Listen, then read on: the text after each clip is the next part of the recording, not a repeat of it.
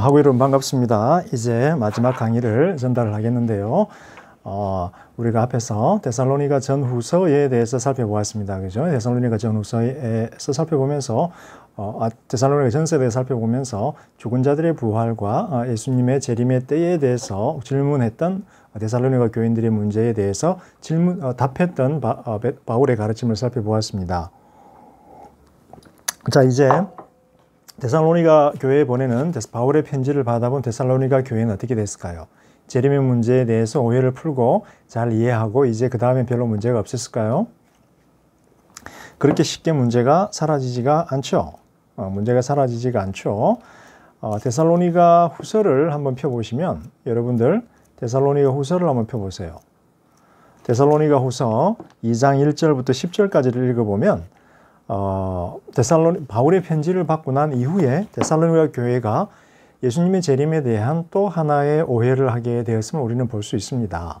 초대교회부터, 교회 시작부터 재림의 문제, 종말의 문제는 인간에게 큰 시험의 대상이었고 혼란을 안겨다 주었습니다. 지금과 마찬가지로. 그래서 데살로니가 전서 후서 2장 1절에서 10절까지를 여러분들이 잠깐 읽고 돌아와 주시기 바랍니다.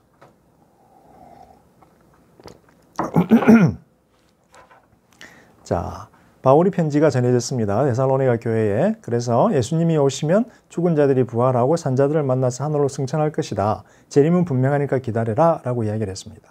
그런데 또 한 번의 혼란이 일어났습니다. 그것은 무엇이냐면 바울이 편지로 말했다 혹은 가르쳤다 누구에게 말했다라고 이야기를 하면서 예수님의 재림이 이미 임했다라고 하는 소문이 데살로니가 교회에 돌기 시작했습니다. 예수님이 이미 재림하셔서 오셨는데 우리가 다 예수님의 재림을 놓쳤다라는 겁니다. 우리가 알지 못하는 순간에 예수님이 오셨고 성도들을 데리고 휴교해서 하늘로 올라가 버렸다라는 겁니다. 우리 성도들의 마음속에는 불안이 하나가 있는 거지요. 예수님이 오시는데 내가 그 예수님의 재림을 놓치면 어떻게 하나. 예수님이 오셨는데 내가 그것을 놓쳐버려서 예수님을 만나지 못하고 예수님은 휴거하셨는데 나는 이 땅에 남겨지면 어떻게 하나 라고 하는 두려움이 있다라고 하는 거죠. 예수님이 오셨을 때 분명히 만나야 되는데 나도 만나고 예수님도 만나고 함께 하늘로 올라가야 되는데 그 오는 거를 놓쳐버리고 내가 하늘로 올라가지 못하면 어떻게 하나 라고 하는 두려움을 우리가 다 가지고 있어요. 마찬가지로 데살로니가 전서를 받았던 데살로니가 교회에는 그런 소문이 돌기 시작을 했어요. 바울이 이미 우리에게 예수님이 재림했다라고 가르쳐줬다, 말했다 혹은 편지로 보냈다라고 하는 사람들이 루머를 퍼뜨리면서 무슨 동기로 그 루머를 퍼뜨렸는지는 모르겠어요. 다시 하늘로 올라가기 위해서 우리는 티켓을 사야 되니까 나한테 와서 티켓을 사라, 구원의 열차의 티켓을 사라, 그런 이익을 위해서 그런 말을 했는지 모르겠지만 무슨 목적으로 그런 말을 했는지 모르겠지만 그런 소문을 퍼뜨렸어요. 그래서 데살로니가 후서에서 사도는 이렇게 가르치지요. 예수님이 오실 때 우리가 그 가르침을 놓칠 만큼 비밀스럽게 오는 것이 아니라는 거예요. 예수님이 오시면 재림하시면 거기에는 반드시 뭐가 있다? 징조가 있다는 거예요. 따라오는 징조가 있는데 그 징조는 무엇이냐면 적그리스도의 등장이에요. 그러니까 적그리스도, 하나님을 대적하여 높아지는 사람, 경멸할 만한 사람, 큰 죄와 시험을 이 땅에 일으키는 적그리스도가 등장을 하고 모든 사람들이 저 사람이 저 적그리스도가 심판을 받아야 되겠고 사라져야 되겠구나 라고 하고 주목하고 있을 때 예수님이 온다라는 거죠. 다시 말하면 이 적그리스도라고 하는 대상은 무언가 하나님을 대적하는 존재의 높아진 존재라고 우리가 예상을 할 수가 있을 것 같아요. 물론 교회의 역사를 보게 되면 이 적그리스도에 대한 이해 때문에 누가 적그리스도일까를 사람들이 찾기 시작을 했어요. 왜? 적그리스도가 누구인지를 알면 예수님이 온다라는 것을 우리가 예측을 할 수 있기 때문에. 그래서 사람들은 네로가 적그리스도다, 혹은 무솔리니가 적그리스도다, 스탈린이 적그리스도다, 혹은 바락 오바마 대통령이 적그리스도다, 혹은 교황이 적그리스도다, 혹은 김정일이가 적그리스도다, 혹은 김정은이가 적그리스도다, 이런 식으로 사람들이 그 적그리스도의 정체를 밝히려고 노력을 했어요. 결론은 어떠나요? 예수님이 아직 오지를 않았죠. 그래서 역사에서 수많은 사람들이 예수님이 언제 오시나를 추측하고 싶어 했고 따라서 예수님의 오시는 바로 직전에 등장할 적그리스도의 존재에 대해서 질문하기 시작을 했어요. 인류의 역사가 끝나는 날까지 사람들은 예수님의 재림에 대해서 질문할 것이고 적그리스도에 대해서 질문할 거예요. 그러나 여러분들이 우리가 기억해야 하는 것은 첫 번째, 예수님이 우리에게 오시면 예수님의 빛된 자녀들은 그 예수님과의 만남을 놓치지 않는다라는 거예요. 그러니까 여러분이 두려워할 필요가 없어요. 데살로니가 전서의 바울의 가르침을 보면서 우리 할 일을 다 하면서 최선을 다해 살면서 책임 있는 삶을 그냥 살면 되는 거예요. 때가 되면 예수님이 오시면 만나게 된다.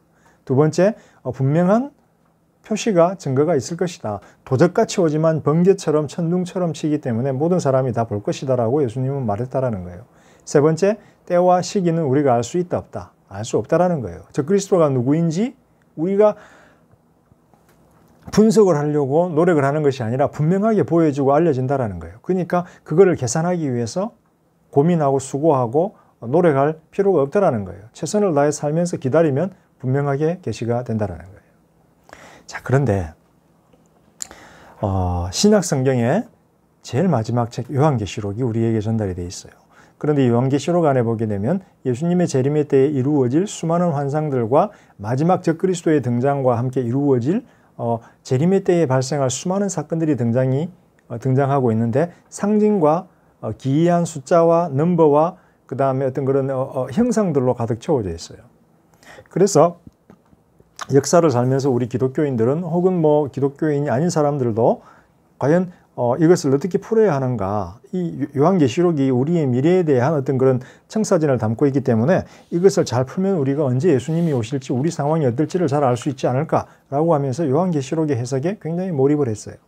그런데 요한계시록의 해석과 문자적인 해석에 몰입을 하면 할수록 그리고 요한계시록에다가 우리의 상황을 도입해서 우리가 어디쯤 있는지를 더 살펴보면 볼수록 사람들은 비이성적이 되고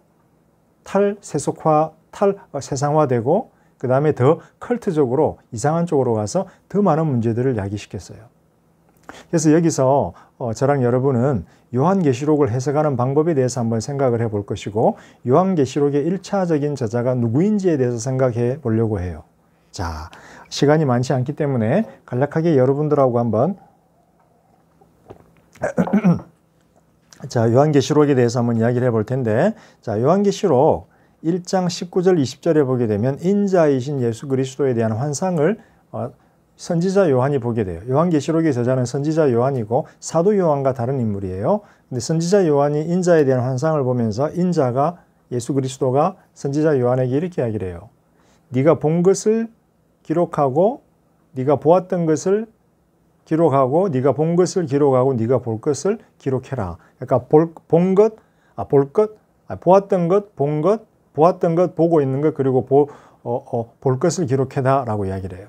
그것은 앞으로 미래에 일어날 일이에요.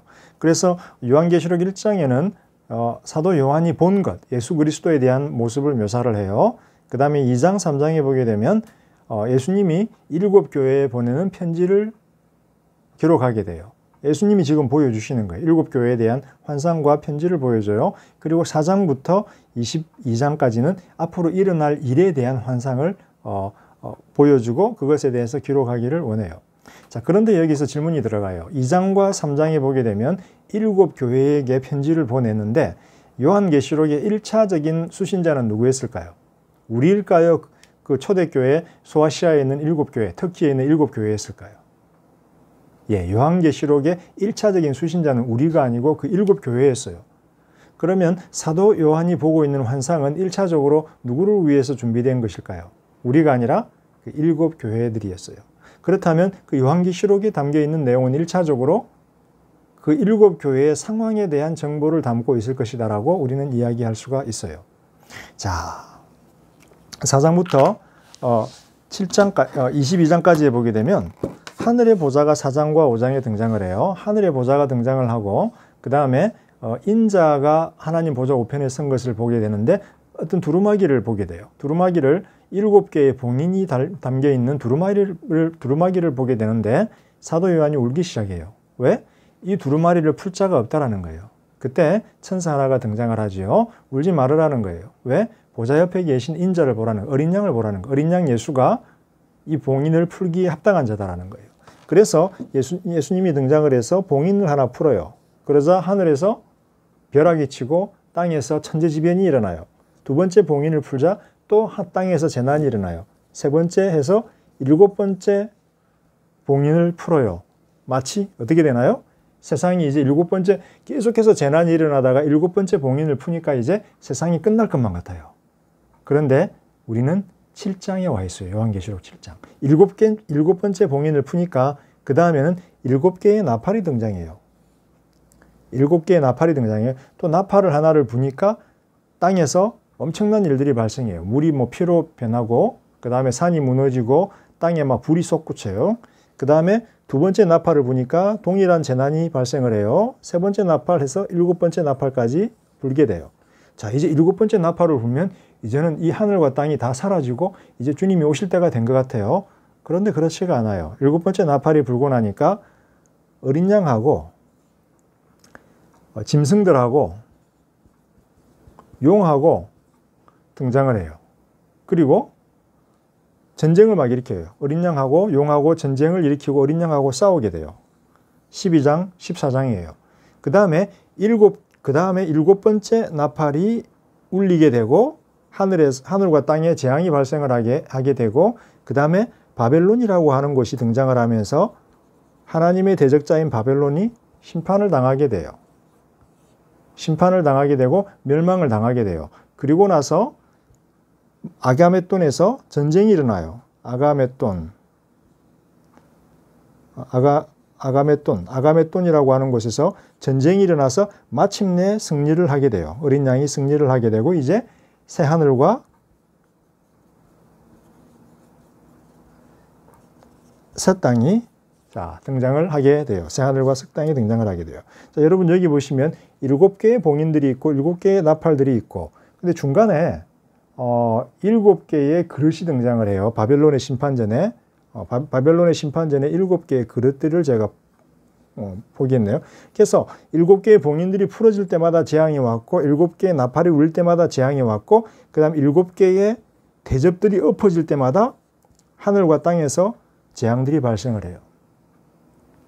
자, 이걸 한번 보세요. 이 사도 요한은 예수님의 재림이 임박했다라고 이해하고 있을까요? 아니면 시간이 걸릴 거라고 이야기를 하고 있을까요? 시간이 걸릴 거라고 이해를 하고 있어요. 왜? 봉인이 7개가 풀어져야 되고 나팔이 7번이 울려야 되고 대접이 7개가 뒤집어져야 되고 그 다음에 전쟁이 있어야 되고 바벨론이 멸망당해야 되고 그 이후에야 예수님이 승리를 하게 된다는 거예요. 이 기간이 짧은 기간이 아니라 하늘과 땅에 수많은 징조들이 발생하고 재앙들이 발생하는 긴 시간이라는 거예요. 옛날에 저희 아버지가 살아계셨을 때 그랬어요. 예수님 올 때가 다 됐다고 그러셨어요. 왜요, 아버지? 그랬더니 하늘과 땅을 보래요. 지진이 일어나고 전쟁이 일어나고 그 다음에 맨날 싸우고 다투고 뭐 사람들이 죽고 그러지 않냐. 요한계시록에 적혀 있다는 거예요. 그런데 여러분 인간의 역사에서 기근이 없었고 전쟁이 없었고 싸움이 없었고 분쟁이 없었던 적이 있나요? 아니에요. 항상 있었어요. 인간의 역사는 항상 거기에는 어떤 일들이 발생을 했어요. 대접, 나팔, 그 다음에 봉인처럼 뭔가 기근이 없었던 때가 없었고 전쟁이 없었던 때가 없었고 어려움이 없었던 때가 없었고 싸움이 없었던 때가 없고 적그리스도 같은 존재가 등장하지 않았을 때가 없어요. 어떤 사람들은 김정은이를 적그리스도라고 하고 있고 지금 코로나를 검은 말로 말씀하시고 또 검은 말로 말씀하시고 지금 대접 7번째 대접이라고 말씀하시면서 이제 예수님이 올 때가 가까웠다라고 이렇게 해석하시는 분도 지금 많이 있을 거예요. 제 생각으로. 자, 그러나 요 과정, 요한계시록이 우리에게 보여주는 것은 이게 지금 상징적인 언어로 되어 있고 우리가 어디에 있는지를 알지 못한다는 거예요. 그리고 수많은 일들이 발생한다는 거예요. 역사는 항상 어디쯤에 있는데 우리는 알지 못하고 이 기간이 굉장히 길다라는 거예요. 그런데 더 중요한 게 있어요. 더 중요한 게 있는데 자, 여기서 바벨론, 예수님을 대적하는 도시 바벨론이 등장을 하는데 이 바벨론은 어딜까요? 바벨론이 무엇을 상징하고 어떤 도시를 상징할까요? 미래에 나타날 미지의 도시를 이야기할까요? 아니에요. 바벨론은 구약시대에 하나님의 성전을 586년경에 이스라엘의 성전을 멸망시키고 남유다를 멸망시켰던 바벨론을 의미를 해요. 하나님의 대적이에요. 이스라엘의 대적이에요. 그러면 사도 요한이 1세기 말에 글을 쓸 때에 하나님의 대적은 누구였을까요? 로마였어요. 로마. 그래서 바빌론은 로마를 상징하는 상징적인 도시예요. 그런데 17장에 보게 되면 17장에 보게 되면 요한계시록 17장 자, 7뿔이 등장을 하는데 자, 요한계시록 17장 7뿔이 등장을 하는데 갑자기 제가 찾을 수가 없네요.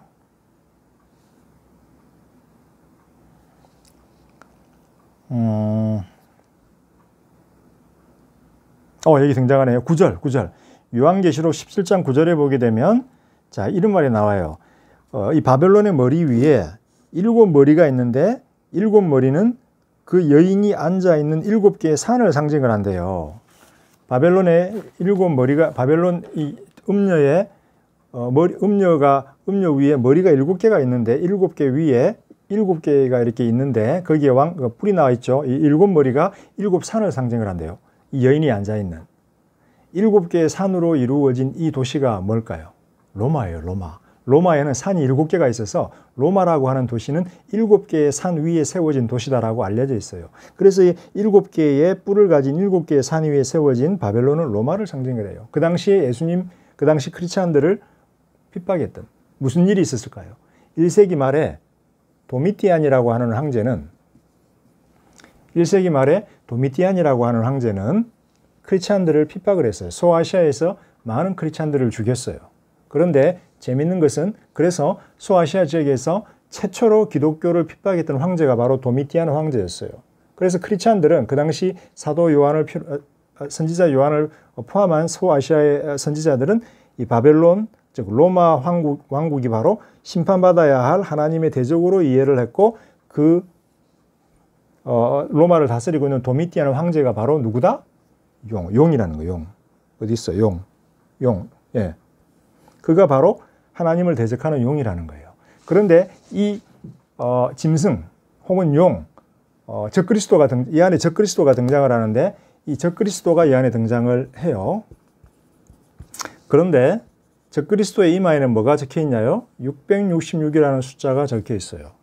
짐승과 용 사이에 짐승과 용, 그 다음에 적그리스도가 등장을 하는데 그의 이마에 666이라고 하는 숫자가 적혀 있는 적그리스도가 등장을 해요. 이 사람이 누구일까? 앞으로 등장할 인물일까? 아니면 이미 등장한 인물일까? 왜 666일까? 도미티안에 앞서서 30년 전에, 도미티안은 95년이에요. 근데 60년경에 도미티안에 앞서서 네로라고 하는 로마의 황제가 있었어요. 그래서 네로는 로마에다가 불을 지르고 다음날 이 불을 지른 사람들이 기독교인들이다 라고 해서 로마에 큰 박해가 기독교인들을 대해서 일어났어요. 그래서 최초로 기독교인들을 박해한 황제의 이름은 바로 네로였어요. 그런데 네로의 이름에는 그리스 알파벳으로 헬라어 알파벳으로 이름이 써 있는데 헬라어 알파벳에는 숫자가 들어가 있어요. 그래서 알파는 1, 베타는 2, 감마는 3. 마치 기역은 1, 니은은 2, 디귿은 3, 그 다음에 히읗은 100, 치읓은 500, 이런 그 숫자가 들어가 있어요. 헬라어 알파벳에는. 근데 네로라고 하는 사람, 네론, 헬라어의 숫자를 다 합치면 얼마가 되느냐? 이 이름의 숫자를 다 합치면 666이 돼요. 그래서 666을 가진 적그리스도는 네로를 상징하는 말이에요. 그런데 네로는 기독교인들을 핍박한 다음에 얼마 지나지 않아서 자살을 하고 죽어요. 그런데 크리스찬들은 네로의 자살 소식을 들은 다음에 믿지를 않았어요. 왜? 네로가 지금 우리 크리스찬들을 또 핍박하기 위해서 우리를 안심시키기 위해서 자기가 죽었다라고 소문을 내고 우리가 다시 등장을 하면 다시 와서 우리를 죽일 것이다 라고 크리스찬들은 생각을 했어요. 그래서 크리스찬들은 네로가 죽었다라는 말을 믿지 않고 네로를 666을 가진 적그리스도로 이해하면서 언제든지 다시 올 위험한 인물로 생각을 했어요. 그런데 30년 있다가 도미티안 황제가 크리스찬들을 핍박하자 크리스찬들은 이 도미티안 황제가 바로 네로가 부활한 인물이 바로 도미티안 황제다라고 이들은 이해를 했어요. 그래서 이들은 이 도미티안 황제를 또 666의 적그리스도라고 이해를 했어요. 자, 적그리스도 언제 나타난다? 이미 나타났어요. 사도 요한은 이미 적그리스도가 나타났고 바벨론이 멸망을 당했어요. 그러면 우리는 지금 적그리스도를 기다려야 되나요? 바벨론을 기다려야 되나요? 아니, 어떤 면에서 이런 사건들은 이미 사도 요한의 환상 속에서 이루어졌어요. 그런데 사도 요한이 이야기하는 것은 뭐냐면 이런 어려움을 겪고 반드시 승리가 주어지고 새하늘과 새 땅이 주어질 것이다라고 하는 소망의 메시지를 그 당시 소아시아에서 고난받던 핍박받던 소아시아의 7교회에게 희망의 메시지를 주고자 했던 거예요. 그래서 이런 바벨론이라든지 적그리스도라든지 이런 여러 가지 재난에 관한 것들은 1차적으로 우리의 삶에 대한 연관성이 있는 사건들이 아니라 사도 요한 당시에 1세기 말에 7개의 소아시아의 교회들에게 의미 있는 상징들을 담고 있는 예언의 말씀인 거예요. 그래서 어떻게 보면 우리랑 이것들은 큰 연관성이 없어요. 적그리스도 666 네로고 도미디안이기 때문에 이미 발생했어요. 바벨론, 로마예요. 이미 심판받았어요. 근데 우리에게 의미 있는 것은 뭐예요? 마지막 때에 예수 그리스도께서 승리하실 것이고 새하늘과 새 땅을 우리에게 주실 것이다라고 하는 믿음이에요. 그래서 우리가 요한계시록을 읽으면서 우리가 받아야 되는 메시지는 뭐냐면 예수님은 반드시 재림하실 것이다. 그때 예수님이 완전한 승리를 영적인 모든 권세들을 향해서 이룰 것이다. 그리고 새하늘과 새 땅을 우리에게 주실 것이다 라고 하는 거예요. 우리가 하지 말아야 될 것은 뭔가요? 666 적그리스도가 누구지? 바벨론이 누구지? 풀이 나팔이 하나 부러졌는데 이 나팔은 언제 부러졌지? 이 대접이 하나가 왔는데 아니면 혹은 우리에게 코로나 바이러스가 왔는데 코로나 바이러스는 첫 번째 대접일까? 두 번째 대접일까? 7번째 대접일까? 코로나 바이러스를 7번째 대접이라고 이해하는 사람은 주님이 곧 재림하시겠네. 내일 모레 공부도 하지 말고 직장도 때려치우고 교회로 와 이렇게 될 거예요. 그러면 데살로니가 전서 다시 써야 되는 거예요. 또 어떤 사람은 세 번째 대접이야 코로나는. 또 어떤 사람은 코로나는 두 번째 나팔이야 이렇게 이해를 할 거예요. 그렇게 이해를 하면 된다 안 된다? 안 된다라는 거예요. 이거는 상징이기 때문에 우리가 어디에 있는지를 알지 못한다. 경고의 메시지고 어떤 그런 상징적인 메시지이기 때문에 우리의 코로나를 여기다가 대입하고 김정은이를 여기다 대입해서 이해하고 어떤 이런 풀이가 불가능하다라는 거예요. 상징의 언어인 거예요. 그리고 1세기 당시에 초대교회 7교회들에게 주는 메시지이지 우리에게 주었던 그런 어떤 상징들이 아니라는 거예요. 그래서 우리는 이 상징적인 언어들을 우리에게 직접적으로 1차적으로 적응하려고 하는 시도를 멈춰야 돼요. 왜? 요 상징들은 1세기 사도 요한의 시대의 교회들에게 주었던 상징이기 때문이에요. 반면에 우리는 이 메시지를 받아들여야 돼요. 예수님은 수많은 환난과 어려움과 시련과 도전들이 인간의 역사에 교회사에 있을 터인데 그리고 우리는 무엇이 대접이고 무엇이 나팔인지를 알 수는 없겠지만 분명한 것은 예수님이 승리한다. 그리고 새하늘과 새 땅을 우리에게 주실 것이다. 라고 하는 소망의 메시지를 가지는 거예요. 그래서 환난은 항상 있다. 어려움은 항상 있다. 그러나 궁극적으로 예수님이 승리하고 새하늘과 새 땅이 우리에게 열려질 것이다. 라고 하는 소망의 메시지를 가지는 것이 바로 요한계시록을 바르게 해석하는 방법이에요. 그 안에 담겨 있는 숫자나 환상 혹은 그런 것들을 우리가 정확히 풀 수 있는 방법이 없고 풀어서도 안 되고 그걸 우리에게 정확하게 적용하려고 해서도 안 되는 거예요. 1세기의 교회들에게 의미 있는 방식으로 숫자들이 기록이 되었기 때문이에요. 그런데 더 중요한 것은 요한계시록을 통해서 볼 때 예수님의 재림이 임박했다 아니면 시간이 좀 더 걸릴 것이다? 시간이 걸릴 것이다라는 거예요. 임박한 것이 아니라.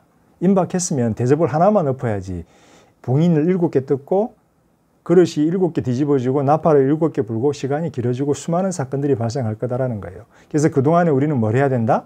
데살로니가 전서처럼 크게 신경 쓰지 말라는 거예요. 크게 신경 쓰지 말고 크게 두려워하지도 말고 그냥 하고 있는 일 열심히 하면서 주님 섬기라는 거예요. 내 해야 될 일 열심히 하면서. 그러면 주님이 오실 때 우리는 그 승리를 동참하게 될 것이다 라는 거예요. 자, 여러분 이렇게 해서 이제 한 학기 강의를 마무리하려고 해요. 여러분 항상 건강하시고 여름방학 잘 보내시고 우리가 가을에는 꼭 얼굴을 볼 수 있도록 우리가 좀 코로나가 종식되고 상황이 좀 바뀌었으면 좋겠어요. 여러분 꼭 다시 볼 수 있기를 기도하는 마음으로 제가 이 강의를 마칩니다. 그리고 곧 있어서 15주차에다가 제가 문제들을 올릴 테인데 그중에서 몇 개를 뽑아서 정리하도록 그래서 그걸로 우리는 기말고사를 대체할 테인데 여러분 잘 준비해서 내시고 또 건강하시기 바라요. 자, 수고, 안녕.